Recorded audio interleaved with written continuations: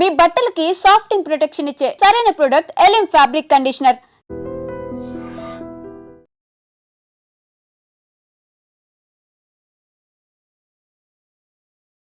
Hi hello namaste, welcome back to our channel. నేను మీ వైషు. ఈ మధ్య కాలంలో ప్రియుడితో కలిసి ఉండడానికి భర్తను చంపేసిన వాళ్ళ సంఘటనలు చూస్తుంటేనే భయపడుతుంటే, మానవ సంబంధాలని మంట కలిపేలాగా తల్లిని అంటే ప్రేమకు అడ్డొస్తుందని ఒక 18 ఏళ్ళు కూడా లేని బాలిక తల్లినే చంపేసింది ప్రియుడితో కలిసి. అసలు సమాజం ఎట్టెళ్ళిపోతుంది? ఈ విషయం గురించి మాట్లాడడానికి ఈరోజు నాతో పాటు సోషల్ యాక్టివిస్ట్ కృష్ణకుమారి గారు ఉన్నారు. మేడంతో మాట్లాడదాం. హాయ్ మ్యామ్, నమస్తే. నమస్తే. రోజొక సంఘటన, రోజొక సందర్భం మాట్లాడుకుంటూనే ఉన్నాం. ఇంత గలీజ్గా ప్రియుడి కోసం భర్తను చంపేయడం, పిల్లల్ని చంపేయడం, ఇప్పుడు ఏకంగా తల్లిని, అది కూడా 18 సంవత్సరాలు కూడా లేని అమ్మాయి 19 సంవత్సరాలు ఉన్న ఒక అబ్బాయితోటి ఇలా తల్లిని చంపేసిందని. ఎలా చూస్తారు మ్యామ్ ఈ సంఘటన అసలు మీరు? ఇది చాలా దురదృష్టకరమైన సంఘటన. ఈ సంఘటన జరగటానికి వ్యక్తులుగా వాళ్ళు ఎంత బాధ్యులో, ప్రభుత్వం కూడా అంతే బాధ్యురాలు అని నేను నమ్ముతున్నాను. ఓకే, ప్రభుత్వం చేయాల్సిన పనులు ప్రభుత్వాలు చేయట్లేదు, అసలు అవగాహన కలిగించట్లేదు చట్టాల పట్ల. సరే, అది అట్లా పక్కన పెడితే అది చాలా పెద్ద విషయం అనుకోండి. ఈ కేసు వరకు తీసుకుంటే ఈ పాపకి 18 అంటున్నారు మీరు, కాదు 16 10th క్లాస్ చదువుతుంది.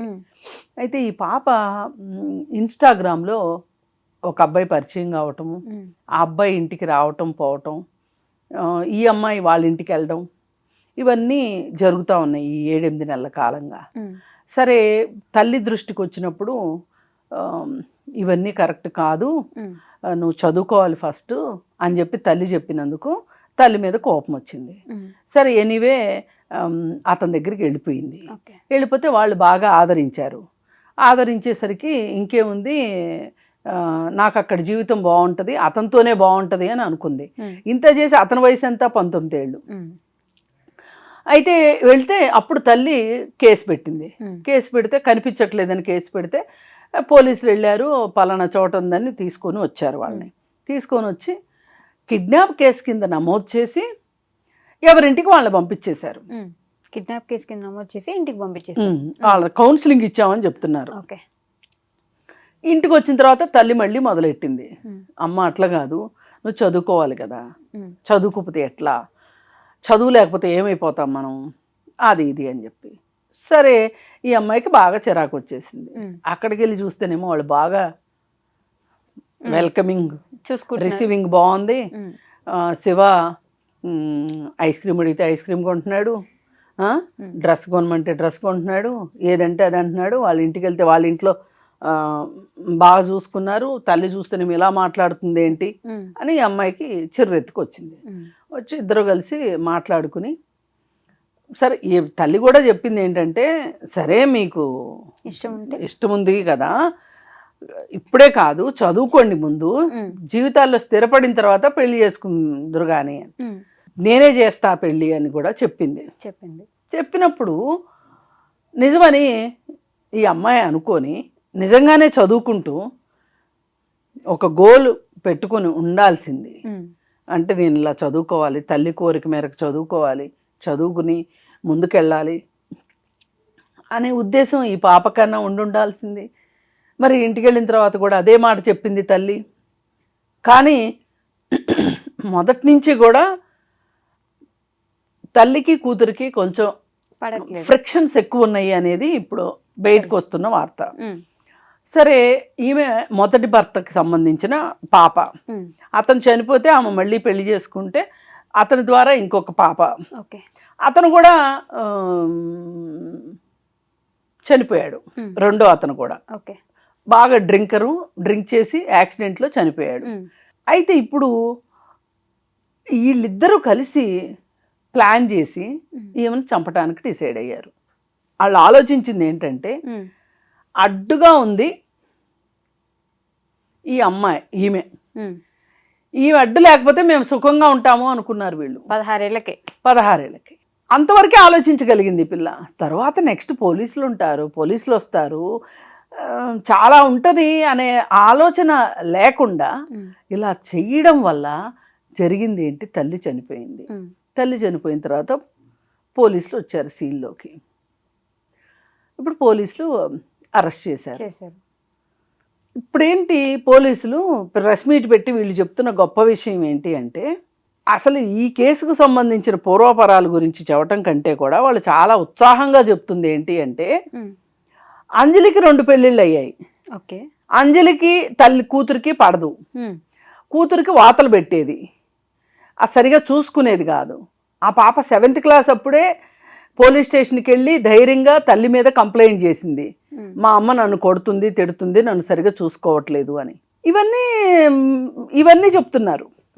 ఇవన్నీ చెప్పి అసలు వీళ్ళు పోర్ట్రేట్ చేసింది ఎలా ఉందంటే, పోలీసులు అంజలికి పెంచడం చేత కాలేదు, అంజలి 2 పెళ్ళిళ్ళు చేసుకుంది, కూతుర్ని సరిగా పెంచలేదు, అందుకే ఇలా జరిగింది అన్నట్లు పోర్ట్రే చేస్తున్నారు. ఇది చాలనట్లు ఆయన కింద పోలీసులు అందరినీ అభినందిస్తున్నాడు అక్కడ కూర్చొని. ఎందుకు అభినందిస్తున్నాడో నాకు అర్థం కావట్లా. అసలు వాళ్ళ తీరు వల్ల ఈ హత్య జరిగింది. అసలు ఆ రోజు అతన్ని 19th రోజున పోక్సో కింద అతని మీద కేసు పెట్టి అతన్ని రిమాండ్కి పంపించి ఉండవలసింది. కరెక్ట్. కిడ్నాప్ కేసు వదిలేకుండా పోక్సో కేసు ఇది నిజానికి. అతనికి 19 ఏళ్ళు, ఈ అమ్మాయికి 16 ఏళ్ళు. తీసుకెళ్లి 2 రోజులు 3 రోజులు ఇంట్లో అట్టి పెట్టుకున్నాడు అంటే ఈ అమ్మాయి ఇష్టంతో వెళ్ళినా గానీ కుదరదు. పోక్సో చట్టంలో ఆ అమ్మాయికి ఇష్టమై ఆ అమ్మాయి పెళ్లి చేసుకుంటానన్నా, లేకపోతే సహజీవనం చేస్తానన్నా, శారీరక సంబంధం కావాలని అడిగినా గానీ కుదరదు, చట్టం ఒప్పుకోదు. ఇది ఎందుకు ఈ పోలీసులు కన్వీనియంట్ గా మర్చిపోయారు అంటే, పోలీసులకి ఇంత చర్మం మొద్దుబారిపోయిందా? ఇప్పుడు నాకు తెలిసిన చట్టం నీకెట్లా తెలియలేదు? పోలీసుకి నీకు తెలియాలి కదా. సినిమాలు కూడా వస్తున్నాయి కదా. సినిమాలు కూడా వచ్చింది, మొన్న ఈ మధ్య కోర్ట్ అనే సినిమా వచ్చింది పోక్సో యాక్ట్ గురించి. సినిమాలు రావడం ఏంటండి? పోలీసులకి తెలియాలి కదా. ఒక చట్టం ఉంది అంటే ఆ చట్టం గురించి తెలియాలి, ఈ చట్టాన్ని ఇక్కడ వాడాలని తెలియాలి. అదే అతన్ని కనుక రిమాండ్కి పంపించినట్లయితే ఈ మర్డర్ జరిగేది కాదు. ఇంకెవరితో కలిసి చేసేది ఈ అమ్మాయి? అసలు వీళ్ళు కౌన్సిలింగ్ ఇచ్చామని చెప్తున్నారు అంటే ఏం కౌన్సిలింగ్ ఇచ్చారు? ఇద్దరు కలిసి చంపండి అని కౌన్సిలింగ్ ఇచ్చారా వీళ్ళిద్దరికి? అందరిని వరుసపెట్టి అభినందిస్తున్నాడు ఆయన. ఇది కేవలం ఈ హత్య జరగడానికి పోలీసుల నిర్లిప్తత, నిరాసక్తత, నిర్లక్ష్యమే కారణం. హై ప్రొఫైల్ కేసులు, రియల్ ఎస్టేట్ కేసులు, పెద్ద పెద్ద వాళ్ళ ఇళ్లలో జరిగే కేసులకైతే పోలీసులు ఉత్సాహం చూపిస్తారు, ఎందుకంటే అక్కడ జల డబ్బులు రాలుతాయి కాబట్టి. ఈ కేసులో అసలు వీళ్ళకి ఇంట్రెస్టే లేదు. అసలు ఇది ఏదైతే అది అవుతుంది. ఒక ప్రాణం పోయింది అయినా కానీ ఇంత జరిగాక పోలీసులు అభినందిస్తున్నాడు ఆయన. అసలు ఎక్కడ అసలు ఈ విషయం గురించి అవసరమైతే ఈ రాష్ట్రానికి హోమ్ మినిస్టర్ ఎవరో తెలియదు, లా అండ్ ఆర్డర్ ఎవరు చూస్తున్నారో తెలియదు, రేవంత్ రెడ్డి గారికే తెలియాలి. ఆయన మాట్లాడాలి ఈ కేసు గురించి. అసలు ఇది చాలా తీవ్రమైన విషయం. ఎట్లా మీరు పోలీసులు మీ డ్యూటీ మీరు ఎట్లా చేయకుండా ఉంటారు? ఇది కాకుండా ఇప్పుడు తల్లి ఇంటర్వ్యూ తీసుకుంటే అసలు సమాజం ఎంత అధ్వాన పరిస్థితిలో ఉందో, ఎంత ఇన్సెన్సిటివ్గా ఉందో మనకు అర్థమవుతుంది. ఆమెను చంపటం కరెక్టే అంటుంది శివ తల్లి. అమ్మ నీ పిల్లలు ఇద్దరిని పోలీసులు పట్టుకెళ్ళారు కదంటే ఏమవుతుంది, తీసుకొచ్చుకుంటాం. ఏంటి అసలు మరి ఎలా తయారైపోతున్నారు మ్యామ్? ఆలోచనలో కూడా కనీసం తల్లికి కూడా జ్ఞానం లేకపోతే ఇప్పుడు ఆ తల్లిని గురించి అసలు ఆ తల్లిని మీరు ఇప్పుడు ఇంటర్వ్యూలో వచ్చింది, అది వేరే విషయం, అది పోలీసుల దృష్టికి వెళ్ళకపోవచ్చు. కానీ ఈరోజు వచ్చిన పేపర్లో వచ్చింది ఏంటి అంటే, ఈమె వీళ్ళింటికి వెళ్ళింది, ఎవరింటికి? చనిపోయిన అంజలి ఇంటికి వెళ్ళి మీ అమ్మాయి మా అబ్బాయిని ఇష్టపడుతుంది కాబట్టి మీ అమ్మాయిని పంపించేయి, మేము సాదుకుంటాము అని చెప్పి అడిగింది అని చెప్పి పేపర్లో వచ్చింది.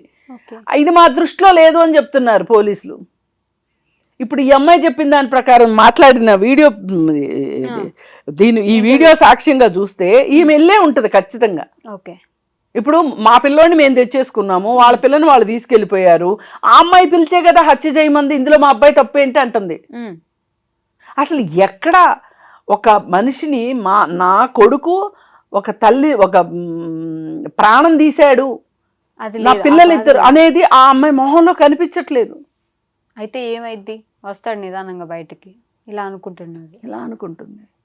అంటే ఇప్పుడు ఈ పరిస్థితులన్నీ చూశాక, ఈ సమాజం పరిస్థితులు చూశాక, ఈ సమాజం ఎందుకు ఇంత నిరాసక్తంగా, ఇంత ఇన్సెన్సిటివ్‌గా అయిపోతుంది?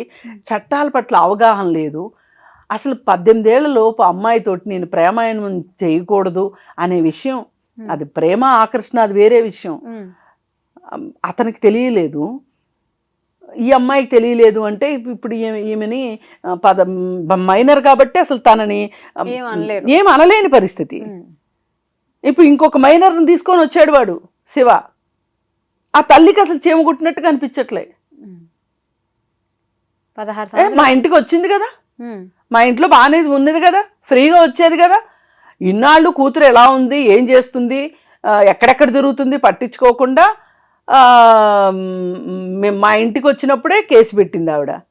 ముందంతా ఏం చేసింది అని అడుగుతుంది. పిల్లలే కదా, తల్లి కూడా సెన్సిటివ్గా బిహేవ్ చేయట్లేదు. పోలీసులు చాలా ఇన్సెన్సిటివ్గా ఉన్నారు. ఒక తల్లి ప్రాణం పోయింది. ఇప్పుడు తల్లి ప్రాణం పోవడమే కాదు, 3 నేరస్తులు అయ్యారు ఇక్కడ. ఇప్పుడు ఈ అమ్మాయి జువైనల్ చిన్నపిల్ల కాబట్టి, మైనర్ కాబట్టి జువైనల్ హోమ్లో ఉంచుతారు, అది వేరే విషయం. ఈ జువైనల్ హోమ్లో ఏమి ఆ అమ్మాయి పరివర్తన చెంది బయటకు వచ్చి ఎలా ఉంటుంది? ఇంక ముందు ఎంత జీవితం ఉంది, బోలెడు జీవితం ఉంది. ఇప్పుడు ఆ అమ్మాయికి ఎవరున్నారు, ఎవరు ఆదరిస్తారు రేపు పొద్దున? అయిపోయిందా? ఇప్పుడు ఈ అబ్బాయిలు ఇద్దరు, మేజర్కి ఎక్కువ కాలం శిక్ష పడే అవకాశం ఉంది. ఈ మైనర్కి 1 సంవత్సరంలోనో 6 నెలల్లోనో వాడు మేజర్ అయితే గనక అతనికి శిక్ష అయిపోతుంది. అయిపోతే వాడు బయటకు వచ్చిన తర్వాత వాడేమి పరివర్తన చెంది బయటకు వస్తాడు. ఒకవేళ పరివర్తన చెందకపోతే రేపు పొద్దున ఓహో ఇంతేనా, అవసరమైతే మా అమ్మని మా నాన్న చంపేస్తా అనేలాగా అయిపోతే ఇంకేం చేస్తాము ఈ సమాజంలో? మరి ఎందుకు అంత కఠినంగా ఆలోచిస్తున్నారంటారు? ఏం లేదు, ఆలోచన ఒక స్థాయిని దాటి ఆలోచించడానికి బుర్రలు ఇష్టపడట్లేదు, బుర్రలు ఖాళీ ఉండట్లేదు. దీనికి సోషల్ మీడియా కారణం. 6 ఏళ్ల అమ్మాయికి ఇన్స్టాలో ఇతను పరిచయం అయ్యాడు. అసలు ఇన్స్టా ఇప్పుడు ఈ స్మార్ట్ ఫోన్ వల్లనే సగం వచ్చింది. సరే, ఈ స్మార్ట్ ఫోన్లు వచ్చి సమాజంలో ఇలాంటి పరిస్థితులు వస్తున్నాయి, వీటిని ఎట్లా ఎదుర్కోవాలి అని ప్రభుత్వానికి ఏమాత్రం చిత్తశుద్ధి లేదు. జరిగిపోయిన తర్వాత కూడా వాళ్ళకి అసలు సెన్సిటివ్నెస్ లేదు. కేవలం ప్రభుత్వాలే దీనికి కారణం. అన్లిమిటెడ్ ఫోన్లు, స్మార్ట్ ఫోన్లు, అన్లిమిటెడ్ డేటా, ఫ్రీ డేటా ఇవన్నీ ఇచ్చేసి వీళ్ళు ఫోన్ తప్పితే ఫోన్లో నుంచి తలలు బయటికి పెట్టని పరిస్థితి. 16 సంవత్సరాలకి అసలు పెళ్లి చేసుకుని ఏం చేద్దామని? అదే కదా. ఇప్పుడు 18 ఏళ్ళు దాటిన వాళ్ళు మేజర్లు అయిన వెంటనే పెళ్లిళ్ళు చేసుకుని మళ్ళీ 6 నెలలకో సంవత్సరానికో డొమెస్టిక్ వైలెన్స్ కేసులు పెడుతున్నారు. ఎంత మందిని చూడలేదు మనం. అసలు ఇక్కడ పాయింట్ అది కాదు. ఇక్కడ పాయింట్ ఏంటి అంటే, అసలు ఇప్పుడు ఈ పిల్లలు ఇలా అవటానికి కారణం వీళ్ళకి ఒక గోల్ లేకపోవడం, మోడల్ లేకపోవడం, జీవితంలో పలానా సాధిద్దాం అనేది లేకపోవడం, భయం లేకపోవడం, అసలు చట్టాల పట్ల అవగాహన లేకుండా పోవటం. చట్టాల పట్ల అవగాహన ఎందుకు కల్పించదు ప్రభుత్వం? స్కూళ్ళలో ఎందుకు చెప్పట్లేదు? స్కూళ్ళలో చెప్పాలా? నిర్భయ చట్టం క్లియర్గా చెప్పింది. ఖచ్చితంగా నిర్భయ ఫండ్ పెట్టి ఆ ఫండ్ ద్వారా పాఠ్యాంశాల్లో చిన్నప్పటి నుంచినే వీళ్ళకి చట్టాల పట్ల అవగాహన కలిగించాలి అని చెప్పి ఏమన్నా మొదలైందా? లేదు. అసలు ఆ నిర్భయ ఫండ్ ఏమైపోయిందో, అసలు ఆ నిర్భయ ఫండ్ కోసం పెట్టిన డబ్బులు ఎటు వెళ్తున్నాయో ఎవరికీ తెలియట్లా. ఏ రకంగా చూసినా ఇది నేను పోలీసుల నిర్లక్ష్యపు హత్యగా చూస్తాను, ప్రభుత్వాలకి పట్టనితనంగా నేను చూస్తున్నాను తప్పితే ఇది కేంద్ర ప్రభుత్వమా రాష్ట్ర ప్రభుత్వం అనేది కాదు. కేంద్రం చేయాల్సింది కేంద్రం చేయట్లేదు, రాష్ట్రాలు చేయాల్సింది రాష్ట్రాలు చేయట్లేదు. రేపు వీళ్ళు అధికారాలు కాపాడుకోవాలనుకుంటున్నారు తప్పితే వీళ్ళు ప్రజలకి కావాల్సింది చేసే దగ్గర మట్టుకు వీళ్ళు లేరు. ఇది ప్రభుత్వ వైఫల్యమే ముమ్మాటికి. ఇప్పుడు రేపు పొద్దున వీళ్ళు బయటకు వచ్చిన తర్వాత ఇంకా కరుడుగట్టి నేరస్తులుగా వస్తారా, లేకపోతే ఏదైనా సంస్కరించబడి వస్తారా అన్నదే ఇప్పుడు ప్రధానమైన అంశం అయిపోయింది. ఇప్పుడు పోయిన ప్రాణం ఎలాగూ రాదు, అంజలి చనిపోయింది, రేపు వీళ్ళ పరిస్థితి ఏంటి? అసలు వస్తే ఎవరు చూస్తారు బయటకు వస్తే ఆ అమ్మాయి పరిస్థితి ఏంటి, ఆ ఇద్దరు పరిస్థితి ఏంటి? అసలు ఆ తల్లి చాలా రికామీగా మాట్లాడేస్తుంది. మరి ఆ తల్లి ధైర్యం ఏంటి? తెలియంతైనమే ధైర్యమా? అయి ఉండొచ్చు. ఖచ్చితంగా ఏం ప్రశాంతంగా ఉంటారు కదా. ఉంటారు కదా. ఎటు వెళ్ళిపోతుంది అంటారు మ్యామ్ సమాజం అసలు? అదే భయం Final గా? వేస్తుంది చూస్తుంటే. Okay ma'am, thank you so much. Thank you.